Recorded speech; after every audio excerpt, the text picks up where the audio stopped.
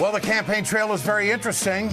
If you're against certain portions of the population, what it certainly seems Donald Trump is, the leading Republican had quite a weekend down in Alabama. On Saturday, there was a Black Lives Matter protester who was, quote, roughed up and who was taken out of an event.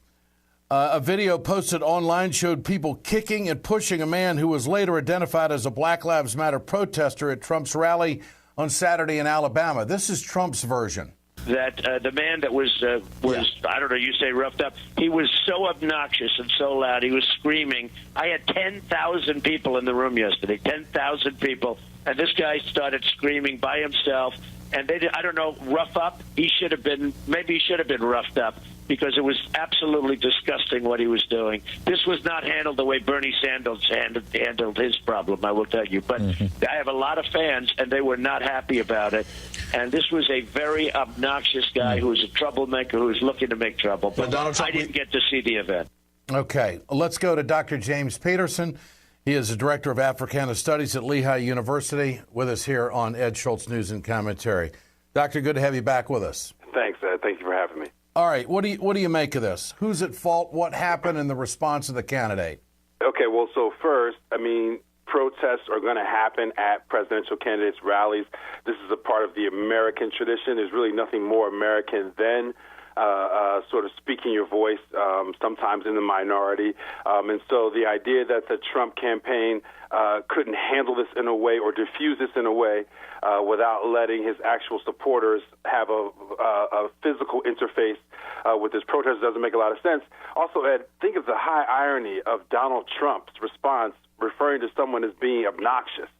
I mean, here you have a guy who's maybe one of the most obnoxious presidential candidates we've had in the history of the United States, referring to a protester as being obnoxious. So I wish they could have diffused, the Trump campaign could have diffused this without allowing that sort of physical interface between his supporters and this protester. Dr. Peterson, what do you make of the comment, should have been roughed up?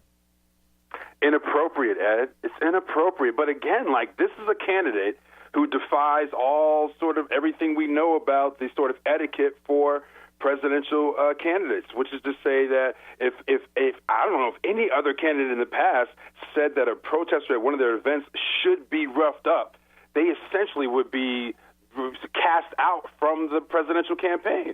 This guy's poll numbers go up when he says stuff like this. And so it's counterintuitive how you sort of comment on the Donald Trump candidacy, because he sort of defied the odds and defied history in so many ways over the last 6 months. Do events like this and scenarios that unfolded at this event on Saturday in Alabama, does this tarnish the effort of Black Lives Matter in any way?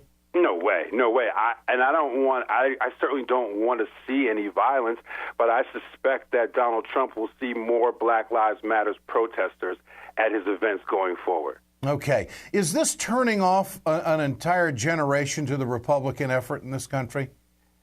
Ed, you know this already. An entire generation is already turned off to the Republican effort. Remember, there are young people who like Trump because they like his irreverence, and they like this idea that there's some outsider who can come into Washington and revolutionize how government gets done in the U.S. But I don't think people associate Trump with the traditional Republican Party brand. I think there's a disconnect, and I think folks in the RNC know this. Folks like Reince Priebus and other folks in the leadership of the RNC are well aware of the fact that there is a disconnect between Trump's supporters and folk who love and follow Trump and the Republican brand. And so the Republican Party last presidential election allegedly was trying to sort of recuperate itself and revive itself by reaching out to young people, by reaching out to people of color.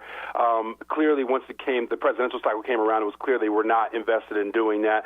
And so they're going to have to sort of pay the consequences of it. Unfortunately, we have a system that is gerrymandered, that's overwrought with money, and set up in such a way that a minority party can still hold on to power, even in times where they don't have popular vote and popular support. Well, the national election is not going to be gerrymandered, and right. How hard is it going to be?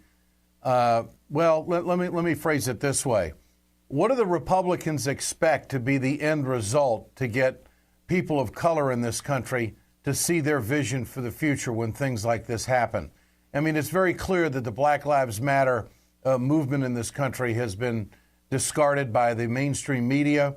They've taken a tremendous amount of criticism. There is no respect, or there's no listening to the message at all from what I hear.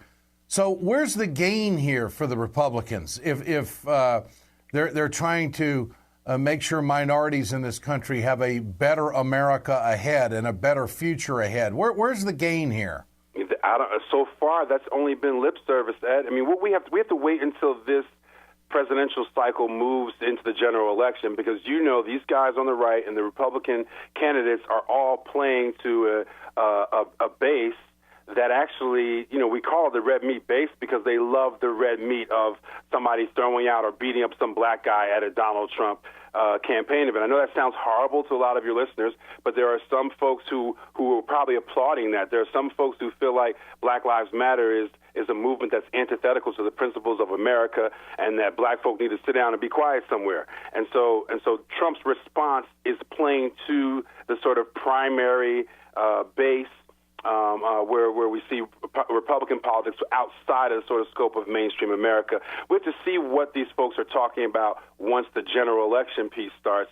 I would imagine they're going to be doing a little bit of damage control, trying to recover a little bit from some of the furthest of their right-wing sort of pendulum swing during the Republican primary process.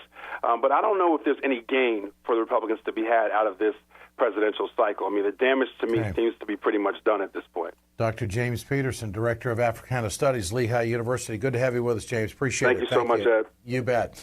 This is Ed Schultz, News and Commentary. Communication Workers of America, Alliance for American Manufacturing, BioGreen Clean, and the iSave team bring you this production. We're back tomorrow.